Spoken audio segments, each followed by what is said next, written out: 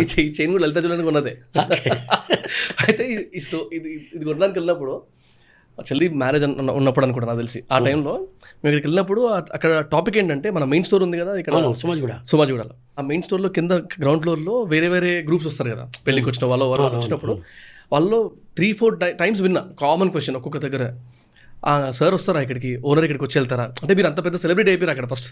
So అప్పుడు అంటే అక్కడక్కడ నుంచి మెల్లిమెల్లిగా మీ గురించి ఇంకొంచెం తెలుసుకుంటూ. ఒక్క రోజు కూడా అట్లా అనుకోలేదు నేను సెలబ్రిటీ అంటారు కదా, నేను ఒక మామూలు మనిషి, ఒక వ్యాపారస్తుడిని. మీకేమి నేను ఫ్రీగా ఇవ్వడం లేదు, మీకు ఆ డబ్బులు తీసుకొని మీకు ఇస్తున్నాను, కానీ న్యాయంగా ఇస్తున్నాను అంతవరకే. కానీ 100% నేను సంపాదించుకోవడం లేదు, నేను రూపాయి కూడా సంపాదించలే. 100% నేను సంపాదించే లాభానికే మీకు అమ్ముతున్నాను. అది అమ్మకపోతే లాభానికి నేను మీ ముందు కూర్చున్నప్పుడు నాకు టీషర్ట్ ఉండేది కాదు, చేతిలో వాచ్ ఉండేది కాదు, ఇట్నే వచ్చి కూర్చున్నవాడిని.